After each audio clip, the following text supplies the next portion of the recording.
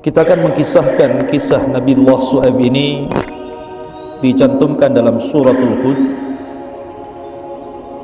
ayat 84 dan seterusnya.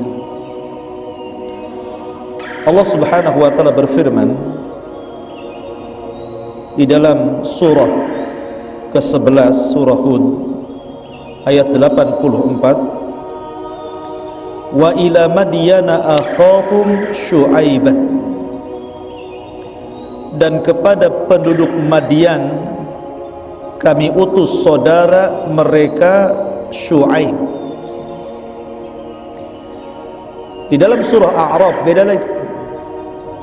Allah Subhanahu wa taala mengatakan kadzabat ashabul aikati al-mursalin, telah mendustakan kaum Aikah terhadap para rasul. Dari sini menunjukkan bahwa Nabi Syu'aib ini sebenarnya diutus kepada bangsa Aikah atau kepada bangsa Madian. Karena dalam surah Hud disebutkan Madian, dalam surah Al-A'raf disebutkan Aikah. Sebagian para ulama mengatakan bahwa Aikah itu negeri berbeda dan Madian berbeda, dan Hud diutus kepada kedua negeri tersebut. Tapi ada yang mengatakan bahwa Aikah itu adalah di bawah Madian, dan ada juga yang mengatakan yang dimaksud Aikah itu dinisbatkan kepada sesembahan bangsa Madian, karena Aikah itu adalah pohon yang disembah. Jadi bangsa Madian itu menyembah pohon, namanya Aikah. Makanya di sini Allah Subhanahu wa taala mengatakan wa ila madyana akhahum syu'aiban, dan kepada bangsa Madian Allah utus saudara mereka.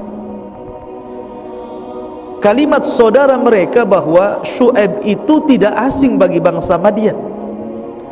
Artinya bangsa Madian itu tahu dari kecil bagaimana Syu'aib ini tumbuh menjadi remaja, kemudian dewasa, kemudian menjadi nabi. Sebagaimana Nabi SAW juga demikian, tumbuh di tengah-tengah orang-orang Quraisy, dan orang Quraisy tahu bagaimana masa kecilnya Rasul, masa remajanya Rasul, dan masa dewasa sampai diangkat jadi nabi.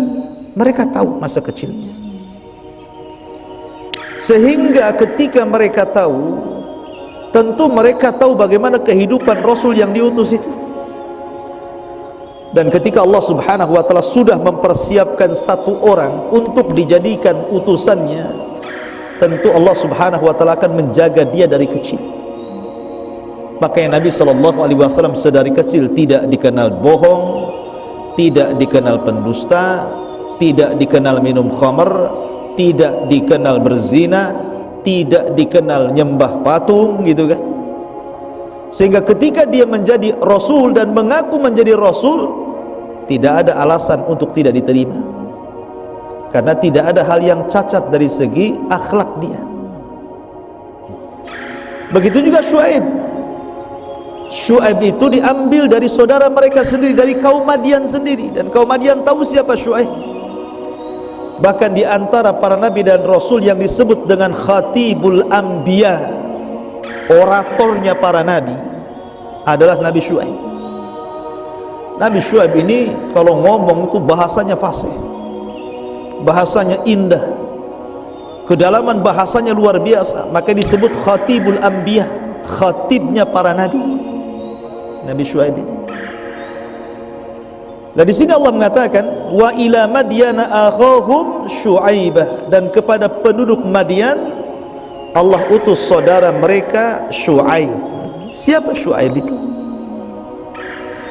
Menjadi khilaf para ulama tentang siapa Syu'aib itu.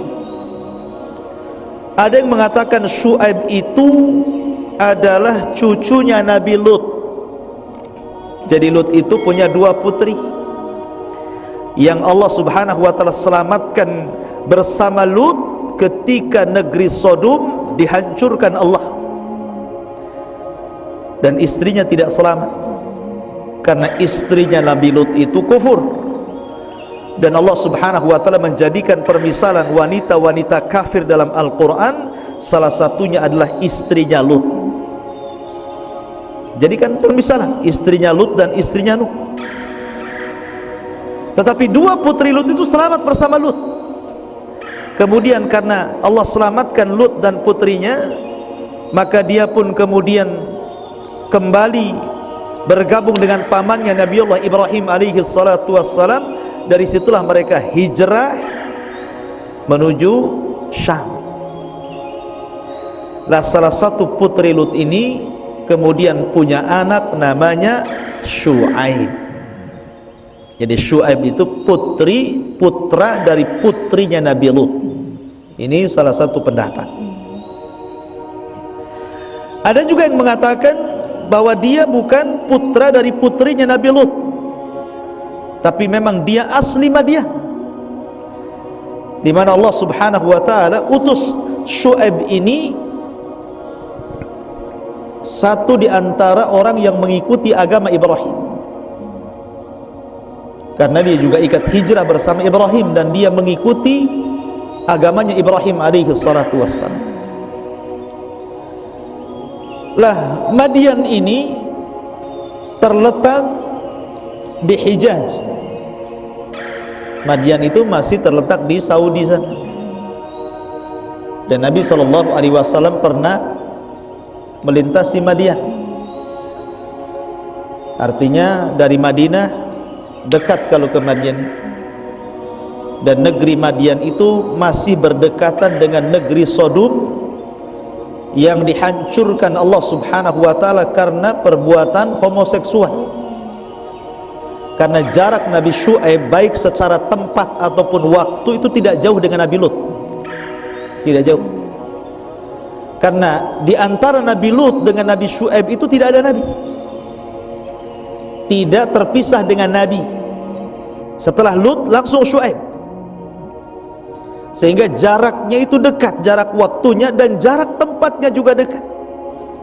Artinya kaum Madian ini orang-orang tua mereka minimalnya menyaksikan ataupun mendengar bagaimana Allah Subhanahu wa taala menghancurkan negeri Sodom, dan itu pelajaran harus bagi mereka.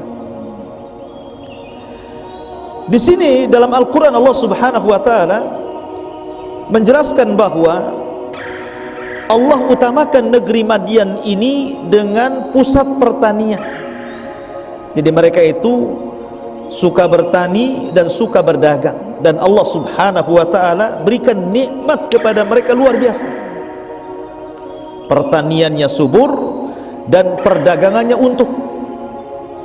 Cuman masalahnya ketika Allah Subhanahu wa taala memberikan keuntungan yang besar kepada perdagangannya, memberikan keuntungan besar kepada pertaniannya, mereka selalu curang dalam berdagang. Jadi kaum Madian ini terkenal kecurangan dalam berdagang. Dari sini menunjukkan tantangan dakwah Nabi Syuaib ini bukan hanya mengajak manusia meluruskan tauhid, tapi juga meluruskan muamalahnya. Berat. Di sini Allah Subhanahu wa taala menyebutkan ada 3 penyimpangan yang harus diluruskan oleh Nabi Syuaib terhadap kaumnya. Pertama, Allah mengatakan, ya qaumi ibudullaha ma lakum min ilahin ghairu. Ya qaumi ibudullaha ma lakum min ilahin ghairu. Ini penyimpangan pertama kaum Nabi Syuaib. Kesyirikan, menyembah Aikah. Sekali lagi, Aikah itu pohon yang disembah. Lah orang nyembah pohon itu di zaman Nabi sudah ada. Seperti ketika Nabi SAW berangkat dari Madinah menuju Hunain. Kita tahu bahwa perang Hunain ini berbeda dengan perang-perang yang lainnya. Kalau dalam perang Badar, dalam perang Uhud, kaum muslimin itu minoritas dan orang-orang kafir mayoritas. Tapi dalam perang Hunain terbalik. Justru umat Islam itu mayoritas dan orang kafir minoritas. Jadi mereka lebih banyak dibandingkan musuhnya.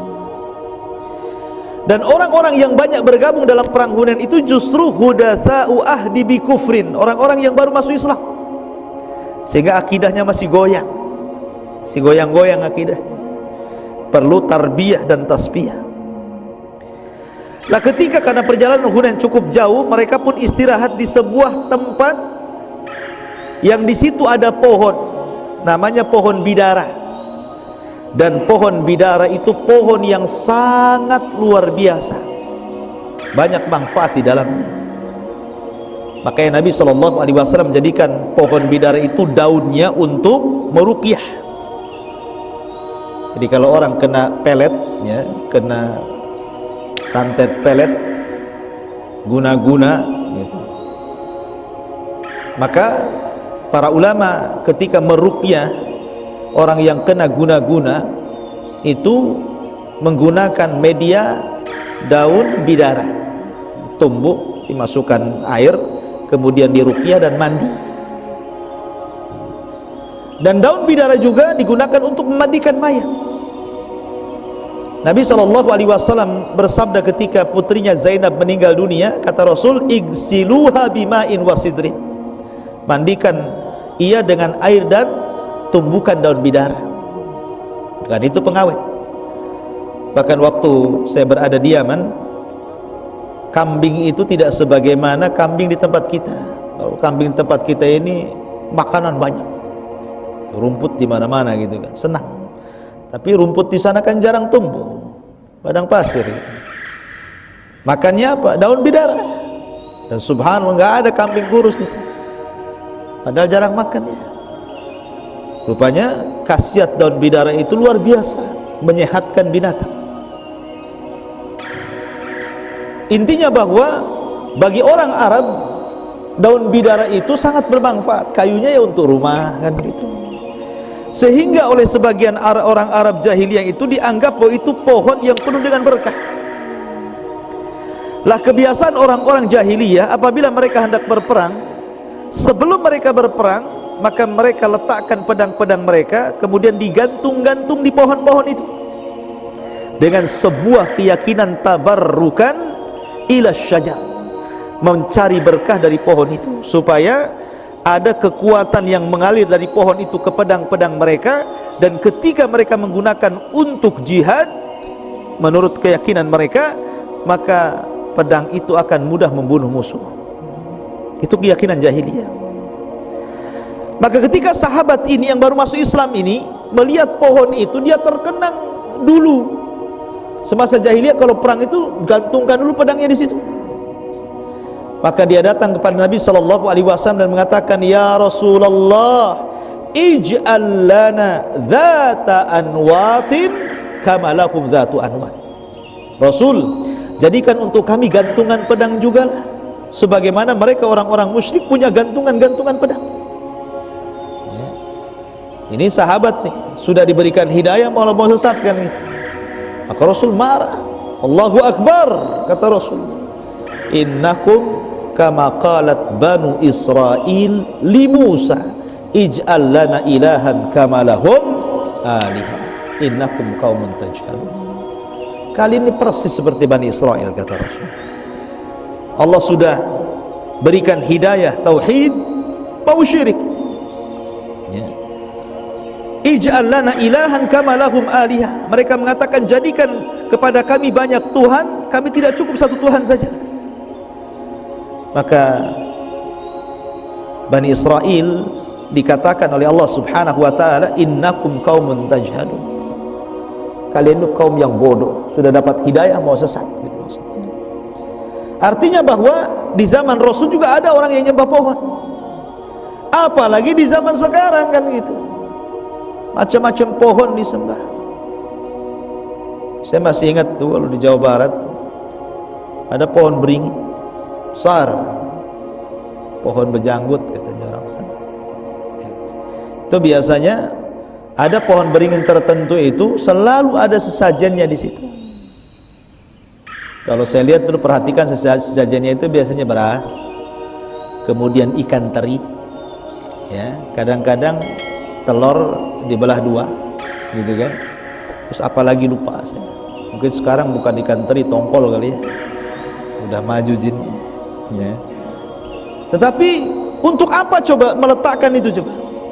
Kadang-kadang di sawah saya juga dapat kayak gitu. Ada bungkusan pincuk itu isinya macam-macam di situ. Apa tujuannya coba? Apakah kemudian mereka kalau tidak meletakkan mereka akan kewalat di situ, seolah-olah menjadikan sial dan tidaknya itu lantaran pohon itu? Ini kan sama saja kemudian punya keyakinan penyimpangan dalam bab rububiyah, bahwa ada penguasa selain Allah Subhanahu wa taala yang mendatangkan manfaat dan madarat. Ini sama aja nyembah pohon namanya. Enggak boleh. Ya. Lah di sini orang-orang Madian itu menyembah pohon Aikah. Makanya Allah mengatakan kadzabat ashabul aikatil mursalin. Dalam surah Al-A'raf Allah telah mendustakan apa? Ashabul aikatil mursalin. Orang-orang Aikah, maksudnya para penyembah pohon Aikah itu telah mendustakan para rasul. Kenapa para rasul? Bukankah yang diutus kepada ashabul Aikah cuma satu, Syuaib saja? Kenapa menggunakan bahasa para rasul? Harusnya satu rasul saja. Inilah bahasa Quran. Siapapun yang mendustakan satu rasul, maka dia telah mendustakan banyak rasul. Itu artinya. Jadi kalau seandainya seseorang itu beriman hanya kepada Nabi Isa saja, oke lah, dia tidak mengatakan Isa itu Tuhan, Isa itu anak Tuhan, Isa itu satu di antara tiga Tuhan. Memang dia betul-betul mengatakan Isa itu Abdullah wa Rasul, tapi dia hanya beriman kepada Isa saja dan mengingkari Rasul yang lainnya, maka sama saja dia telah mengkafirkan seluruh Nabi. Makanya dalam Islam dilarang hanya mengakui Rasul kita saja dan mengingkari Rasul-Rasul yang lainnya. Allah mengatakan la nufarriku baina ahadin mir rusuli. Kita tidak boleh membeda-bedakan satu pun dari kalangan Rasul yang diutus. Dari sini menunjukkan bahwa ini penyimpangan pertama ya. Bangsa Madian itu para penyembah berhala, penyembah pohon. Dan ini tugas Nabi Syuaib untuk meluruskan akidah itu, karena sebelumnya mereka itu berada di atas agama Ibrahim. Tapi kemudian Allah Subhanahu wa taala takdirkan tersesat dan syaitan menyesatkannya.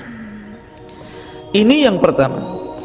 Kemudian penyimpangan yang kedua, wala tanqusul mikyala wal mizan inni arakum bi khairin wa inni akhafu alaikum adzab yaumin muhit.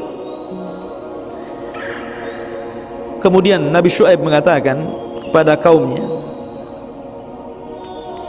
dan janganlah kamu kurangi takaran dan juga timbangan. Sesungguhnya aku melihat kamu dalam keadaan yang baik alias makmur, dan sesungguhnya aku khawatir kamu akan ditimpa azab pada hari yang membinasakan kalian.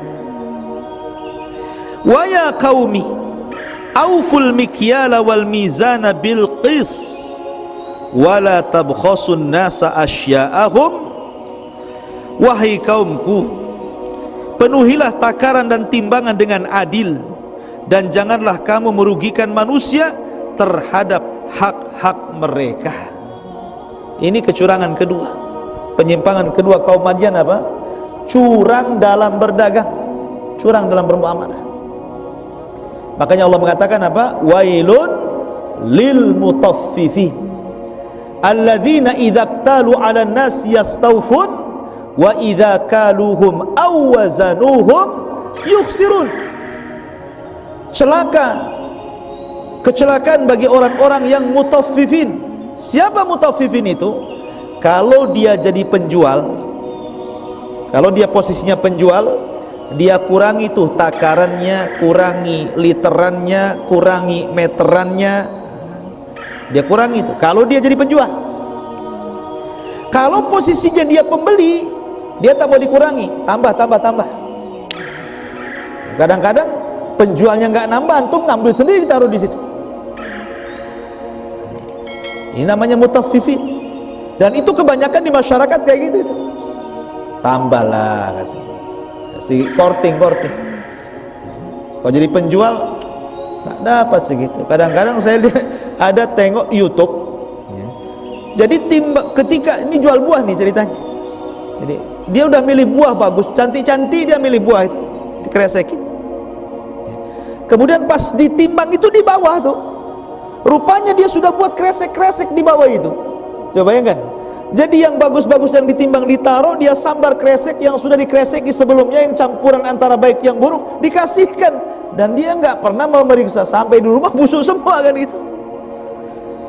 Ada yang seperti itu. Masalahnya siapa itu yang rekam itu? Ya, kok bisa tahu pula itu? Makanya saya teringat dengan sabda Nabi Sallallahu Alaihi Wasallam.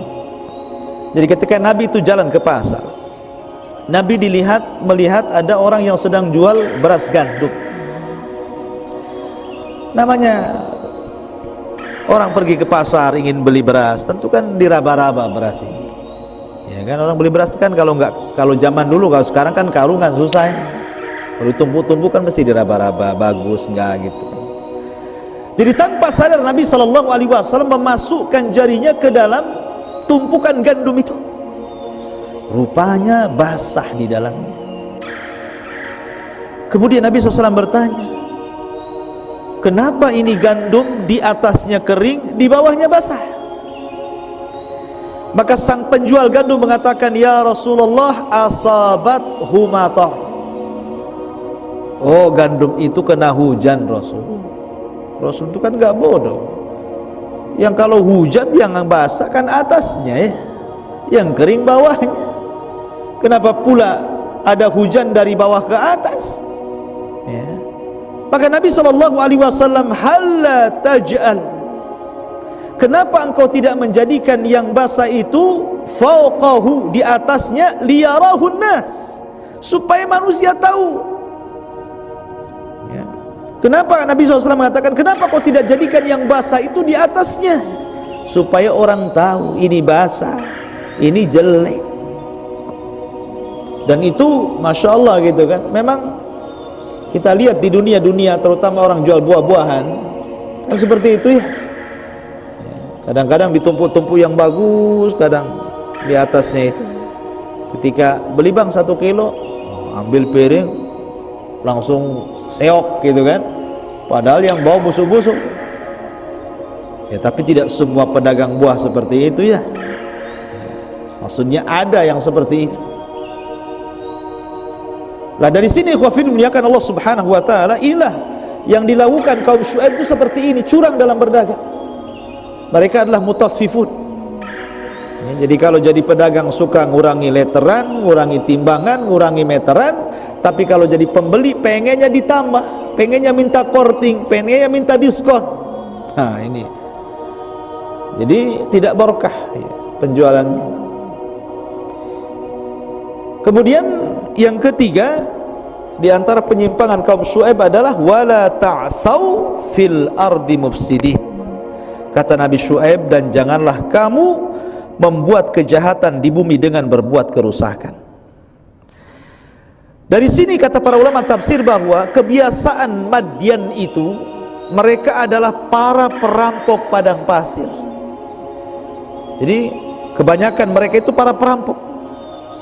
Jadi kalau ada musafir yang hendak berjalan ke negeri yang lain dan tidak ada jalur kecuali lewat Madian, habislah itu barangnya, dirampok ya. Jadi banyak bajing luncat bahasanya. Bahkan saya pernah dakwah ke daerah Sumatera gitu, tidak sebut daerahnya.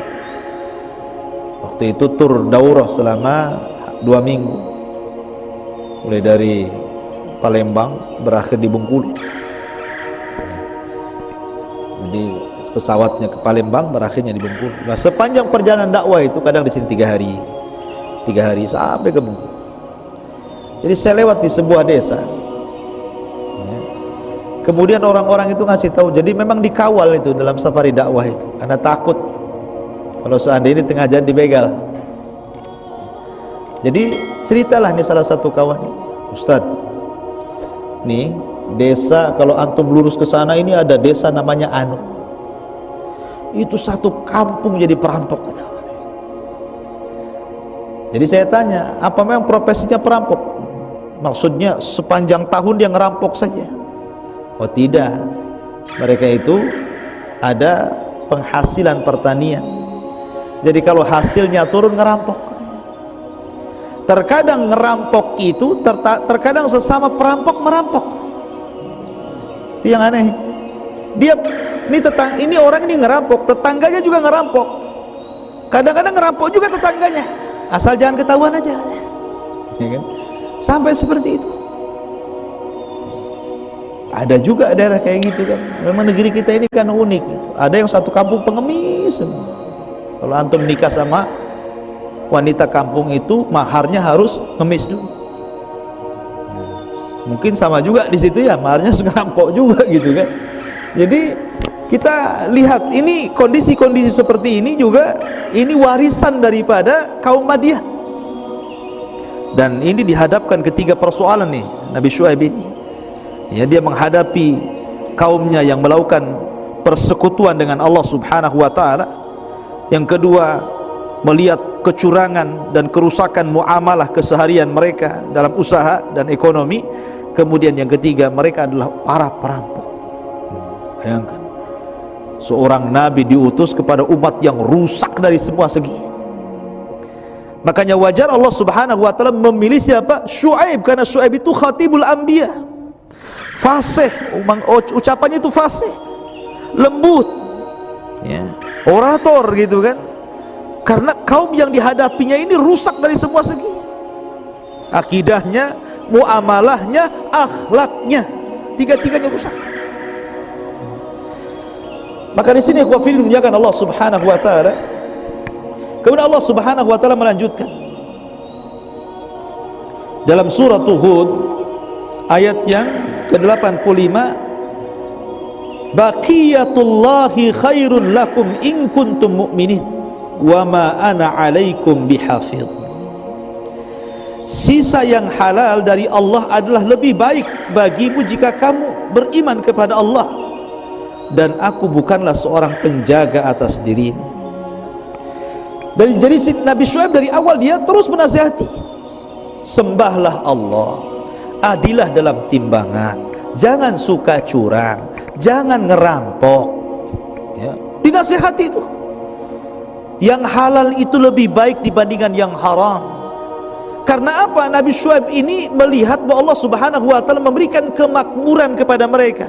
Mereka itu bukan, Madian itu bukan negeri yang miskin, bukan yang harus merampok, itu enggak, yang harus meminta-minta. Mereka Allah berikan kekayaan yang cukup, ya. Tetapi mereka tidak bersyukur dengan itu. Makanya kemudian teruslah Nabi Syuaib ini menasihati mereka, mulai meluruskan tauhid, meluruskan muamalah ekonomi, termasuk juga meluruskan akhlak mereka. Harusnya seorang muslim, orang yang berakal, kalau diberikan nasihat itu berterima kasih, ya. Jazakallah khairan, kalau antum tidak ingatkan saya, siapa lagi yang mengingatkan saya? Harusnya seperti itu. Karena orang yang tidak mau menerima nasihat orang lain itu namanya kibar, sombong. Sombong itu batrul haq, menolak kebenaran, menolak nasihat. Kita lihat jawaban kaum Syuaib ini. Kaum Syuaib mengatakan, ya Syuaibu, as-salatuka ta'muruka an natruka ma ya'budu abauna. Hei Syuaib, apakah agamamu, keyakinan yang kau bawa kepada kami, yang menyuruhmu agar kami meninggalkan apa yang disembah nenek moyang kami, au an naf'ala fi amwalina ma nasha, ataupun melarang kami mengelola harta kami menurut cara yang kami kehendaki. Lihat, paradigma sekuler ini sudah ada sejak zaman Madian. Seolah-olah kaum Nabi Syuaib ini, bangsa Madian ini mengatakan kepada Syuaib, hei Syuaib, ngapain agamamu itu ikut campur dalam urusan dagang? Gitu. Pisahkanlah, kalau soal agama ini dagang. Kenapa agamamu masuk ke masalah dagang, masuk ke masalah harta, masuk ke masalah sholat, masalah ibadah? Mereka maunya apa? Agama, muamalah. Sudah, jangan ikut campur lah gitu kan. Rupanya paradigma sekuler ini juga hari ini seperti itu, ya kan? Ada orang yang tidak yakin bahwa Islam itu agama sempurna dan paripurna, mencakup segala sesuatu yang dihajatkan manusia. Padahal Nabi SAW pernah mengatakan kepada Salman Al-Farisi radhiyallahu anhu, ketika Salman ditanya oleh orang Yahudi, "Ya Salman, hal yu'allimuka nabiyyuka kulla syai'in hatta al-khira'ah?" Hei Salman, apakah nabimu mempelajari segala sesuatu kepadamu, memberikan pelajaran segala sesuatu kepadamu sampai kepada urusan jamban? Kata Salman dengan bangganya, "Ya, Nabi kami, Nabi Muhammad sallallahu alaihi wasallam yu'allimuna kulla syai'in hatta al-khira'ah." Mengajarkan segala sesuatu sampai pun kepada urusan jamban kita diajarkan. Bagaimana cara masuk jamban, apa doanya, dalam jamban menghadap kemana, keluar jamban apa doanya. Masa dalam urusan jamban saja diatur dalam Islam, kemudian politik tidak diatur, dagang tidak diatur, munakahah tidak diatur? Mustahil.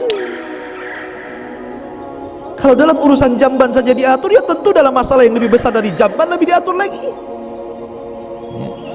Jadi Islam itu mengatur soal akidah manusia, soal ibadah manusia, soal muamalah manusia, soal akhlak manusia, diatur dalam Islam. Jangan dipisah-pisahkan. Sudahlah, kalau cerita agama di masjid saja. Ini kantor waktu kerja, maaf ya. Nah, ini kan ada orang kayak gitu tuh. Ya, coba antum cerita agama di kantor. Ada orang-orang yang akan seperti itu. Cerita hukum itu nanti aja sama ustaz. Gitu kan, di masjid saja nanti kan ada pengajian di bea cukai. Nah, kita cerita kerja aja di sini, seolah-olah mau dipisahkan antara agama dengan pekerjaan. Nih kaum Nabi Syuaib nih kayak gitu tuh. Dia mengatakan, "Hei Syuaib, ngapain agama mengatur-ngatur kami?" Gitu maksudnya. Masuk ke sholat, masuk ke masalah ibadah, masuk ke muamalah, masuk ke macam-macam gitu kan. Seolah-olah agama itu lain dan urusan dunia itu lain. Masya Allah ikhwan. Dan itu terjadi di negeri kita.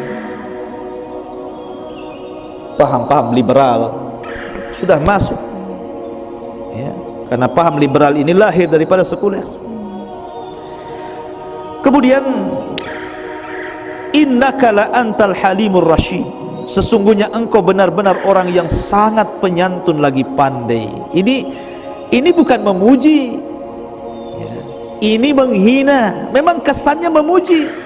Oh, kamu memang pandai nasihati kami, kamu memang bijak nasihati kami.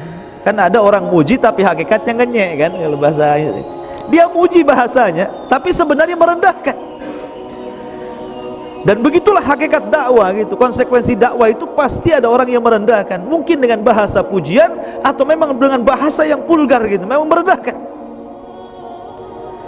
Maka berusaha akhirnya Nabi Syuaib pun mengatakan, "Qala ya qaumi, ara'aitum in kuntu ala bayyinati min rabbi wa razaqani minhu rizqan hasanan wa ma uridu an ukhalifakum illa ma anhaakum anhu in uridu illa al-islah mastata'tu wa ma taufiqi illa billah alaihi tawakkaltu alaihi unib." Maka Syuaib menjawab, "Wahai kaumku, terangkan kepadaku, jika aku mempunyai bukti yang nyata dari Tuhanku dan aku dianugerahi rizki yang baik, pantaskah aku menyalahi perintahnya? Aku tidak bermaksud menyalahi kalian terhadap apa yang aku larang darinya. Aku hanya bermaksud mendatangkan perbaikan selama aku sanggup. Dan petunjuk yang aku ikuti hanya petunjuk Allah, kepadanya aku bertawakal dan kepadanya pula aku kembali. Kata Syuaib, aku menasihati kalian itu loh hanya karena sayang, supaya kalian itu baik. Karena terkadang orang yang menasihati itu disalahpahami kan. Pamannya nih orang tua nasihati anak, saya kira ketika orang tua marah kepada anaknya, tidak mungkin orang tua memarahi anak itu karena benci. Nah, pasti pengen anaknya baik. Sehingga sudah dicoba halus gak bisa, dicoba keras tegas juga gak bisa kan gitu kan. Akhirnya dimarahi anaknya supaya baik kan begitu. Cuman terkadang anak yang salah paham. Ketika orang tua marah-marah sama dia, seolah-olah orang tuanya benci sama dia gitu kan. Itu lingkup keluarga tuh. Apalagi antum menasihati yang bukan kerabat antum, yang bukan anak antum, tentu pasti akan lebih lagi kan begitu. Ketika antum nasihati kawan antum, seolah-olah apa? Seolah-olah dia itu jelek di mata antum. Padahal terkadang orang memberikan nasihat itu karena ketulusan, karena ingin mengajak orang lain baik. Lah, Nabi Syuaib demikian. Dia mengatakan kepada kaumnya, aku ini loh menasihati kalian karena ini perintah Allah, aku hanya memperbaiki kalian saja. Dan ini Allah yang perintahkan. Dan aku hanya bertawakal kepada Allah, dan kepada Allah lah kami kembali. Kemudian Syuaib juga mengatakan, ya wa ya qaumi la yajrimannakum shiqaqi an yusibakum mithlu ma asaba qaumi nuhin au qauma hudin au qauma salihin wa ma qaumu lutin minkum biba'id. Maka ini kalau pertama dengan cara lembut, Nabi Syuaib jemput nih yang pertama kan, saya ini datang karena ingin memperbaiki kalian supaya kalian baik, dan saya mendakwai kalian itu karena Allah yang perintahkan. Lembut kan bahasanya, nggak mempan juga nih. Nah, mulailah naik sedikit nih ya, antum kan gitu ya, nasihati nggak dengar, mulai itu naik ya. Maka kata Nabi Syuaib, wahai kaumku, janganlah pertentangan antara aku dengan kalian menyebabkan kamu berbuat dosa, sehingga kamu akan ditimpa siksa seperti menimpa kaum Nuh, kaum Hud, kaum Saleh. Sedangkan kaum Lut yang diazab itu tidak jauh jaraknya dari kamu. Diingatkan dengan adab. Bahasa kita ini, barusan kemarin ada tsunami, barusan kemarin ada gempa gitu. Apa kalian mau juga dikirim seperti itu oleh Allah Subhanahu wa taala gitu. Jarak antara kalian dengan Nabi Lut itu tidak panjang, dan sebagian orang-orang tua kalian menyaksikan bagaimana kisah-kisah yang mengerikan dihancurkannya negeri Sodom. Apa kalian juga mau dihancurkan seperti Allah hancurkan negeri Sodom? Mulai diancam tuh ya, naik lagi dia tingkatan nasihatnya. Maka Nabi Syuaib mengatakan, wastaghfiru rabbakum thumma tubu ilaihi inna rabbi rahimun wadud. Dan mohonlah ampunan kepada Allah Tuhanmu, kemudian bertobatlah kepadanya, sesungguhnya Tuhanku Maha Penyayang lagi Maha Pengasih. Sampai di sini nasihat Syuaib. Subhanallah, nasihat yang luar biasa. Tapi lihat bagaimana jawaban kaumnya. Qalu ya Syuaibu ma nafqahu katsiran mimma taqul wa inna lanaraka fina dha'ifa wa laula rahtuka larajamnak. Hei Syuaib, kami tidak banyak mengerti tentang apa yang kau katakan itu, sedangkan kenyataannya kami memandang engkau ini seorang yang lemah antara kami. Kalaulah bukan karena kelompokmu, larajamnak, tentu kalaulah bukan karena keluargamu, tentu kami akan rajam engkau. Wa ma anta alaina bi aziz, sementara engkau pun bukan seorang yang berpengaruh sekali di lingkungan kami. Lihat jawabannya ngeri ya. Jawabannya langsung mematahkan Nabi Syuaib. pura-pura nggak paham, kurang paham gimana lagi? Gamblangnya Nabi Syuaib ini berdakwah. Kata Syuaib, jangan sembah selain Allah, jangan kalian mengurang takaran literan, jangan kalian merampok. Saya ini diperintahkan Allah untuk memperbaiki kalian. Saya ini hanya meminta taufik dari Allah untuk kesadaran kalian.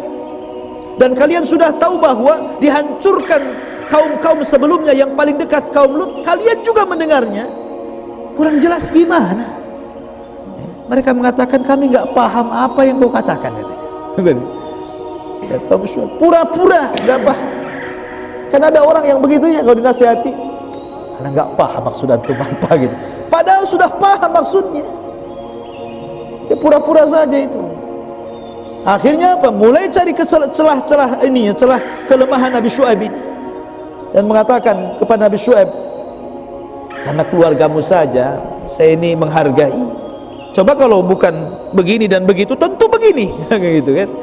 Dan kamu juga siapa? Kamu ini bukan siapa-siapa. Nah, ini mulai ini merendahkan. Ya. Maka Nabi Saleh menjawab, qala ya qaumi arahti a'azzu alaikum minallah wattakhadtumuhu wara'akum dhahriyan inna rabbi bima ta'maluna muhit. Wahai kaumku, apakah keluargaku lebih terhormat menurut pandanganmu daripada Allah? Bahkan dia kamu tempatkan di belakangmu. Ketahuilah pengetahuan Tuhanku meliputi apa yang kamu kerjakan. Dari sini Nabi Syuaib alaihi salatu wassalam terus menasihati, menanamkan akidah, menanamkan akhlak, menanamkan muamalah yang adil. Tapi Allah subhanahu wa ta'ala takdirkan memang mereka kufur. Maka datanglah, untuk menutup, datanglah janji yang Allah subhanahu wa ta'ala janjikan kepada mereka. Akhirnya Allah mengutus Jibril. Kemudian Jibril berteriak dengan satu teriakan. Apa yang terjadi? Fa asbahu fi diyarihim jathimin. Maka mereka pun mati bergelimpangan di rumah-rumah mereka. Coba, mereka mendengar suara yang memekik, suara Jibril, kemudian masuk ke telinga-telinga mereka, menghancurkan gendang-gendang mereka. Akhirnya mereka jadi bangkai di rumah-rumah sendiri. Ya, itulah hukumannya kepada kaum Nabi Syuaib. Karena sudah Isa, sebenarnya masih banyak ayat-ayat yang lain. Ini secara singkat kisah Nabi Allah Syuaib alaihi salatu wassalam. Subhanaka wa bihamdika asyhadu an la ilaha illa anta astaghfiruka wa atubu ilaik. Allah ta'ala alam. Assalamualaikum warahmatullahi wabarakatuh.